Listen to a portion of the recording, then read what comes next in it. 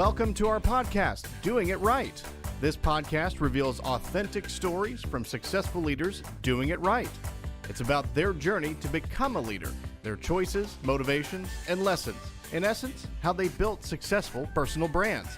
Your host is Valerie Sokolosky, author of 8 leadership books and nationally known as an authority on executive presence and personal branding.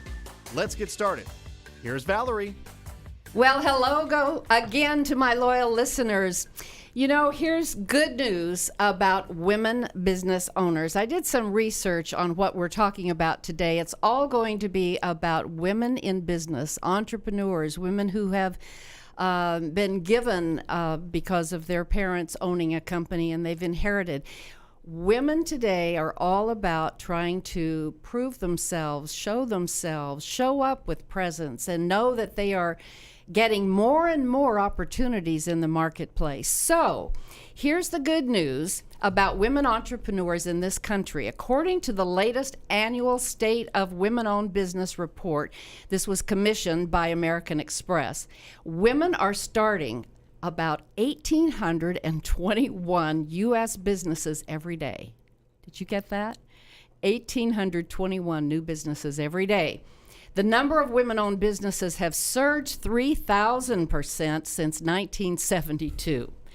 And here's an interesting look back in the rearview mirror.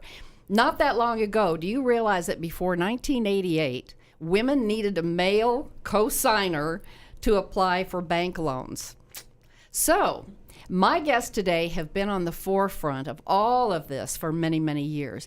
Joining me today are 3 highly engaged, passionate women leaders who have been highly involved in the Women's Business National the Women's Business Enterprise National Council. I'm used to saying WBENC.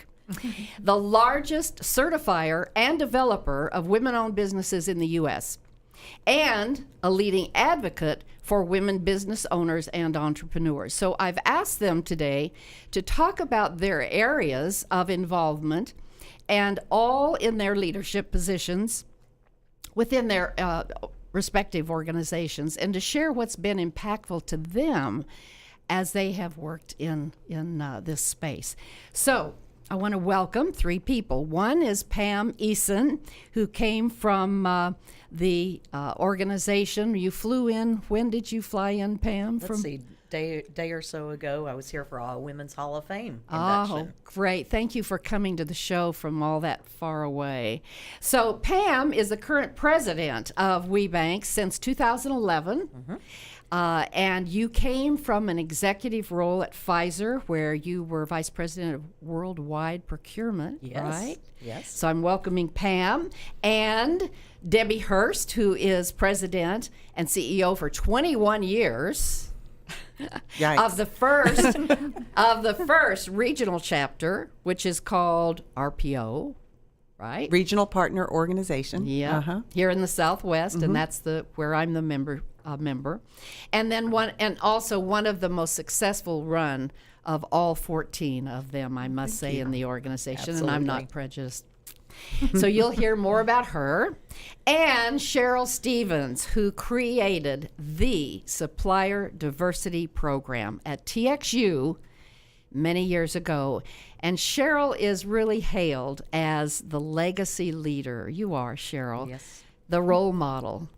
And the go-to person across the country. Your reputation is so stellar because you've been such a mentor across the whole supplier diversity space. Thank you. That's very nice. See, I can say these things, and these humble women wouldn't. But we have these women here today, which is very, very special to have all 3 together. And I just want to open it up. And the first question I would have, and I will ask Pam to start this, how did you get involved with women business issues? You were at Pfizer. Right. So a little bit about how you got involved in all of this and the impact that it's had with you personally. Well, that's a really interesting story because I didn't come into it looking at it as a women's business issue.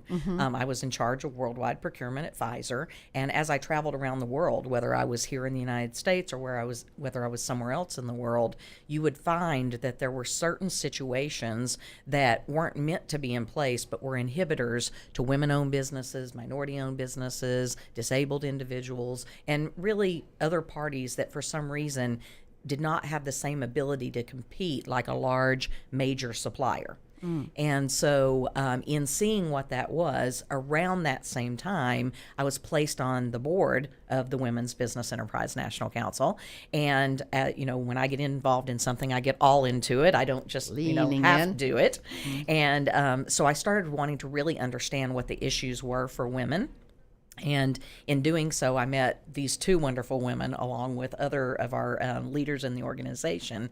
And I really became more aware of something that I hadn't paid that close attention to, which was the issues for women in business. And so in doing so, I developed this tremendous passion. And actually, Cheryl became the national board chair and asked me if I would get a bit more engaged than I was at the time. And, everyone will do whatever Cheryl wants, right? And so I would not, of course, have said no to that for any reason. And luckily, I did really fully engage in it, and I've learned so much. And I really realized that when we fight for women's business issues or when we advocate for what we think is needed, it's not at the expense of someone else. It's about let's make this a fully inclusive situation. And so I've just developed this tremendous passion. Ironically, I have 3 daughters. I have 7 granddaughters. Wow. And so women are around, right? Around. And so while there's only been a few men in the situation, they've played great roles. And so I really focus on women's issues is this great competitiveness, the additional innovation that we can bring, and really just creating parity. It's not about, anything more than that for me. And I think that our economy thrives when we do that. So let's stay on the Women's Issue Challenge. Okay. You've mentioned it now several times. Today, we've come so far. Right. So what's the one, from your perspective, the one major challenge that we business owners, entrepreneurs, from your perspective, Right. what is it?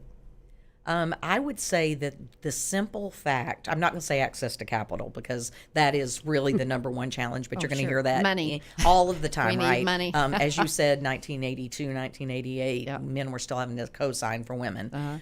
So what I would say with that is that probably is the number one. The one that I would probably focus more on is women feeling confident about going out and proving what it is that they can do. And they don't even really need to prove it. They just need to do it. Women typically tend to be a little bit more shy, and you don't see that when, especially you're on the corporate side, and you have all these suppliers coming in to present to you. Those men come in and they're super, super confident, and they're just going to say whatever it is, even if it's not even right? They're just going to put it out there, and you're going to feel so good and confident about it when they say it to you. And we have so many women that are so talented, and they just don't have that same level of confidence behind them. So something I would love to see improvement in is that. Well, that is so interesting to me because my niche, as you know, is executive presence and personal branding. And the number one request I get from companies sending women to me, or them coming on their own, frankly, is to up their game. These are the words that I hear, right? Help them up their game. Help them with confidence. Help them show up with presence. Exactly. And it's funny, I will say, well, what to you does that look like? And I get all kinds of answers, but the reality is it all goes to build their self-confidence. Yep. Build their self-confidence. That's very interesting. Thank you. So, Cheryl, what would you say? What would you say is, first of all, how you got involved way back when? Can we go way back when, whenever that is? I guess I'm the oldest one. No, you aren't. No. But in your journey. So, I was given an incredible opportunity. And my company, which is the regional, at the time, regional electric company. And we have always, no matter which of those entities, whether it was Texas Power and Light or Dallas Power and Light or whatever entity you started with or became a part of, we have always had a commitment to the communities where we live and serve. Sure. And it became incredibly obvious from an economic development perspective that we had a lot of people sitting on the sidelines economically. My company did business with white men, companies owned by white men. And we had a lot of businesses out there that could be competitive and strong and wonderful suppliers for us that could not get in the door. So it was my job to get them in the door and not give them anything except an opportunity to compete for business. Simple as that. Simple as that. That's really, I'm a simple person. Thank you for making it so simple. Yeah, okay. And so when did you get into and start the supplier diversity program? 1990, I think, which of course then was called Minority Business Development, although, minority-owned companies and women-owned companies were both included. We called it Minority Business Development, which it needed something better. So supplier diversity, supplier inclusion is much more what it's about. Okay. So 1990, and I think the year I could count anything that we spend, it is all about the money and all about the business. So the year that I could actually get enough data together to count what we spent, we spent $9 million in 1 year with minority and women-owned companies. Intentionally. Well, yeah, kind of. But when you look at what our total spend was, it's way, way, way less than 1%. So 9 million sounds a lot, if you only spend 20, but it was not good. So we went to work, and 3 years later, I set a goal of $50 million, and we hit that. And when I retired in 2015, our total year to date, from the time we began the program to when I left, was around $6 billion with minority and women-owned companies. So can we just clap a little bit? Yeah. And the women, it's been really wonderful to see the evolution of this whole organization that's represented here today, because there really wasn't a national certification for women. There were certain groups around the country that were doing certification for women, but there wasn't a nationally known, nationally respected and accepted certification. So to see all that grow into what it is now with our 14 regional partner organizations and the strength of WBENC, it's just amazing. It is amazing. And Debbie, I'm going to turn to you because I've been so heavily involved here in your chapter, our chapter, I'm called a WBE, WBE for the audience. So women-owned businesses who are certified as women-owned businesses are called WBE. I had no idea what WBE was when I first... We don't want to call it that anymore. We don't want to call that anymore. Just no. WBE. Just, WBE. Yeah. Anyway, I've been involved with you and your organization, and I have seen the fact that women-owned business owners are really missing out when they don't know about you, about us, that there is an organization, and this is what I'd like to ask you to talk about, Debbie, because you've been successfully building your own organization from a business perspective in getting women in front of companies so that we can do business together. So would you talk about that? Sure. Thank you again for having all of us here. Absolutely. That's what it's all about. Yeah. As both Cheryl and Pam have said, and you started out the program with 3,000% increase in women business ownership over the last several decades. There is tremendous innovation and businesses being started and run by women, comprising 45% of all small businesses in the nation. Right. But the problem is that women-owned businesses still today, with all of that growth, receive about 5% of corporate and government contracting. Wow. So think about that. Cheryl talked about how when she started counting the dollars spent, it was less than 1%. Today, still, we are at about 5% of corporate and government contracting. It's all about access to opportunities. It's all about making those connections and helping women-owned businesses to and through the decision makers within corporate America, within the government, helping to facilitate, I would say, that access and those relationships. Because it's all about doing business with people that you know, people that you're comfortable with. Cheryl, again, said when she started, her company was doing business with businesses owned by white men. And that's because who they knew, and that's who they were comfortable with. And so as we all get to know one another, we become more comfortable with each other. People do business with people they know, they trust, and That's they like. right. That's right. So I'll throw this one out to any of you.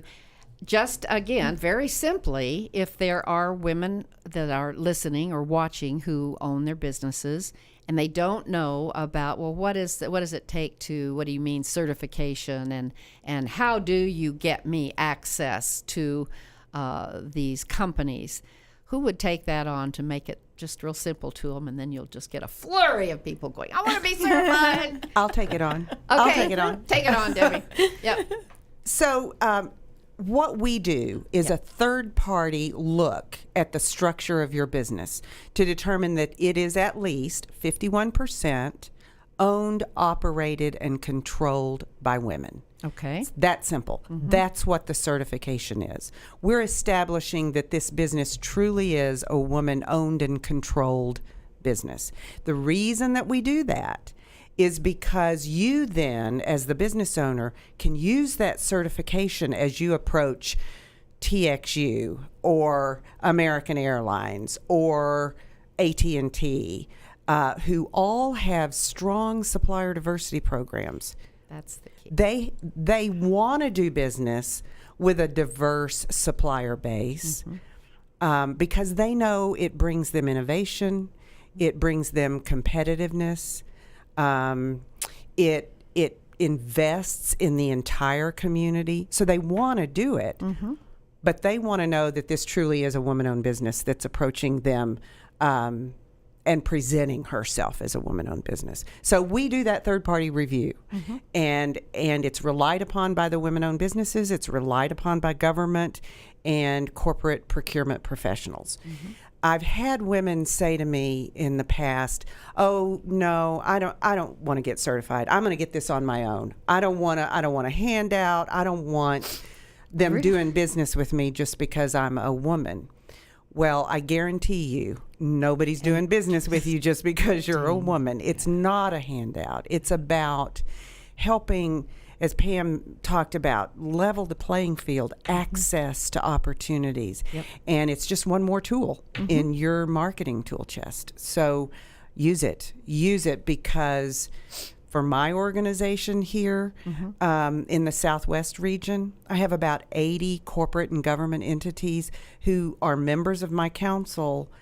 They're all the major corporations that you would find here in the Dallas-Fort Worth Metroplex. As well as government, local government entities, and they're members of my council because they're looking for women-owned businesses.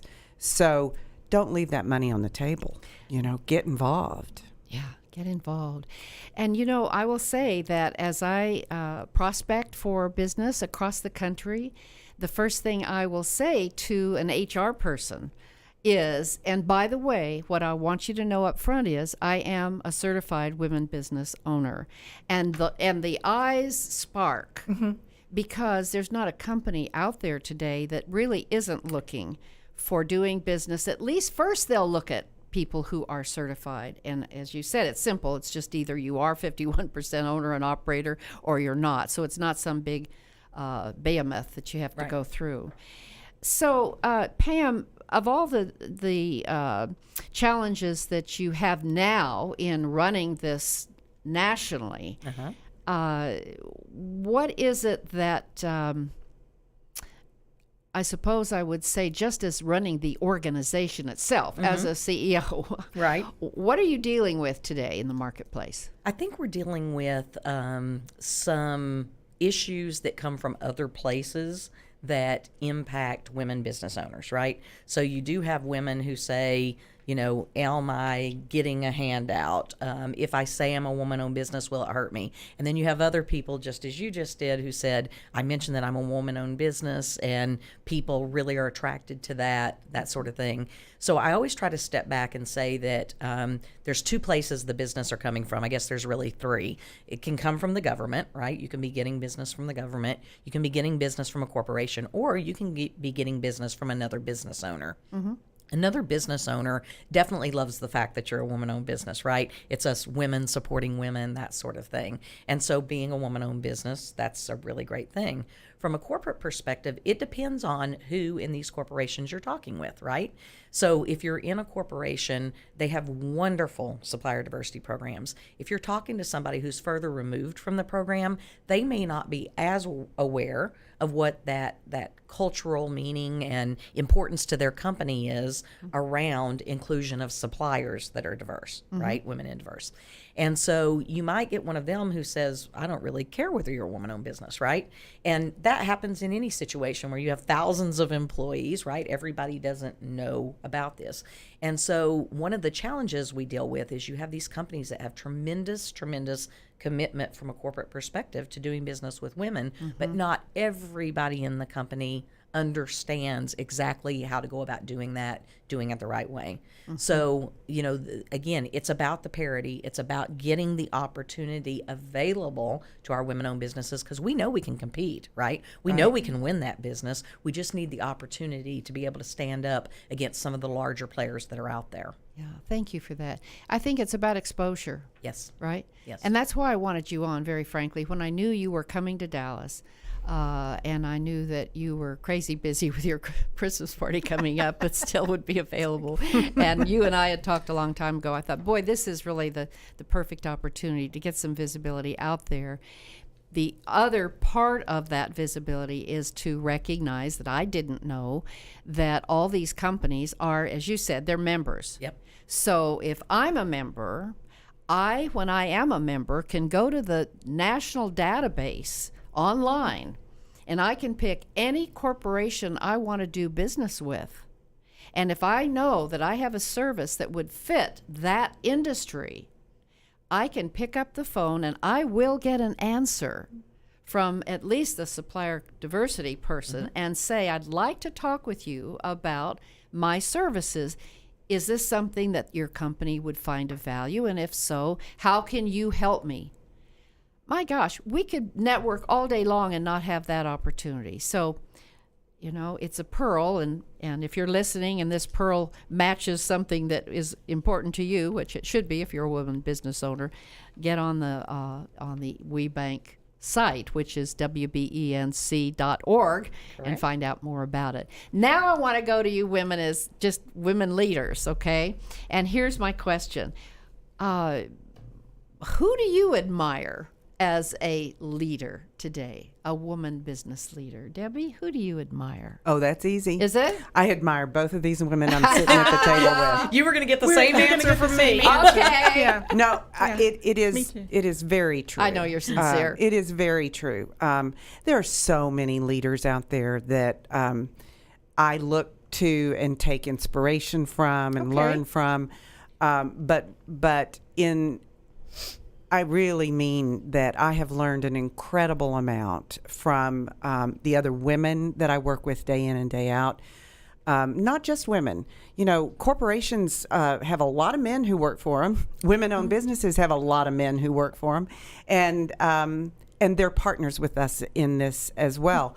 But I tell you, I've been doing this for 21 years, and one of the first people I met when I came to the Women's Business Council Southwest is Cheryl Stevens, and our friendship has grown over those years, and I've learned so much from her. I was listening to Cheryl and Pam talk about their background and what brought them here, and we all three came here from really different perspectives, which is, I think, part of the reason that I learned so much from them and from other leaders within my organization. Because we just we we're here for different reasons and different pathways, I guess. Well, let me ask you that very question, because both of you came from corporate, and you have a very different story. Can you share quickly how you came into this? Well, I just came through nonprofit. My whole background has been in nonprofit management, and before I came to the Women's Business Council, I did a lot of work in various social service nonprofit work. Sure. So from women's health care issues to mental illness. I immediately, before I came to the Women's Business Council Southwest, I was the executive director of a case management organization for people living with AIDS. That was a startup nonprofit in response to the AIDS crisis in the mid 1980s. Sure. So I was ready after about 11 or 12 years with AIDS Arms, that organization. I had a 4-year-old daughter, and I was really wanting to have do something less emotionally I can imagine. taxing, I guess. And I always cared about and been involved with women's issues. And so this opportunity came along. How? Oh, I read it. I read an ad in the newspaper. I think that's great. So, so I didn't know you were going to ask me that, because I said when Valerie and I were talking earlier, I said, we talk all the time about how networking is so important, and it's the people that you know and how you develop those relationships. And so then I get this through an ad in the newspaper. I didn't know anybody. But Debbie, that says something really important, because don't you find in life, that when things are right, they show themselves. You just happened to see the ad and it resonated with you, and the rest is history. Did. Yeah. Yeah. So, and the other thing it did for me personally was give me an opportunity to learn about the rest of the world. All I had ever done was nonprofit, and I didn't want to work for a corporation, but I wanted to understand and work with them, and still be in nonprofit management. So it was perfect. It's perfect. Yeah. What I love about all of this is that the passion, I'm sure that those who are watching on YouTube can see the faces you're lighting up the minute I ask you these questions, because you're still so passionate about it. I love to also ask guests what is really important from your perspective to leave with our audience. You've had great journeys. You love what you do. You've also had challenges. We do have those. And so if you were sitting down with a young woman who either is starting out in business, maybe even starting to college, maybe now in high school thinking about what they're going to do the rest of their lives, what pearls of wisdom, just give me maybe 2 or 3 things that you would leave the audience sharing from your heart. I call them teachable points of view, because that's what leaders do. They teach other people. And that's what I'm asking you to do. Teach some of our listeners what it is you'd like to have us learn, me included. Who wants to start? Well, I can say one, because I got to do this recently. Great. I have an 18-year-old granddaughter who just graduated in May from high school and just started college. And my number one message to her, and there's many that you can give, but the number one is, don't be part of the problem, be part of the solution. Okay. Tell me more about that. It's so very relevant if you turn on the TV anytime and you listen to a lot of news about everyone's opinion of a problem. Okay. We can all sit and talk about the problem, whatever our view of the problem is, but we're not going to get anywhere unless we focus on a solution. Do something, don't just vent. Yeah. All right. That's one. Okay, Cheryl? Yep. Okay, so I think that mine's a little bit different. And I learned this from my late husband, who was a coach. And that is to understand your role on the team. And what you are there to do, what's your role. And as I see a college coach, you don't get offered a college scholarship if you're not good in high school. So everybody sitting on that bench was a starter in high school. Well, now everybody can't be a starter. So everybody's got a role, and you need to understand what yours is. And it's okay to aspire to other things, but if you're leading a team, you need to be very clear about what your expectation is of each member of that team. And I just think it's important. I think sometimes as leaders, we don't really, you can't get mad at people for not doing what you don't tell them you want them to do. Right. So I think it's very important that you define the roles of the people that you're fortunate to lead. And you know, Cheryl, so many of our great pearls of wisdom come from sports analogies, and that's thank you for that. What would something you would say, V. Debbie? Well, I think those are both great. So I'm going to say those in the future. We steal around here. I would add, I think, whether you're a business owner or a leader in any capacity, I would say take responsibility for the errors, take responsibility for the missteps, the mistakes, and share the success with everybody on your team. Excellent. The buck does stop here, and own that. And then I would just couple that with have the hard conversations. Oh, that's hard. Don't avoid the hard conversations. Approach them with all honesty and a focus toward a solution. But don't avoid the hard conversations. They are the ones you need to have. Yeah. So my husband taught me something, and if my listeners have heard this before, I'm sorry, but it's true. And that is bad news over time only gets worse. It gets hairy. It starts smelling. It's really bad. That's one of the hardest things to learn. Women, we have I've thoroughly enjoyed having all three of you together. How often could I possibly do that except a national conference? And I sincerely hope that those of you who are listening or watching will take to heart, if you are a woman-owned business or know of one, to be sure that they do get their certification so that I am one, so that my business, your business, will grow, can grow, absolutely will have a surge in the visibility that you'll have with all these different companies, including other women-owned businesses, small, medium, and large. And with that, I'm going to leave you and tell you, I want you, please, to go to Amazon and look up a book called Monday Morning Leadership for Women. Since we're talking about women, it is a book I've written. I think you'll learn a lot about leadership in that book as well. Stay authentic, stay the course, and thanks for listening. Tune in next time when we'll have more fabulous people on the show sharing their pearls of wisdom. Bye for now. Thanks for listening. To receive Valerie's voice, free monthly leadership tips, and to learn more about her leadership programs and coaching, visit her website, valerieandcompany.com. Next week, we'll be here again to inspire, engage, and equip you with teachable points of view from successful leaders who have been doing it right. Until then, lead authentically.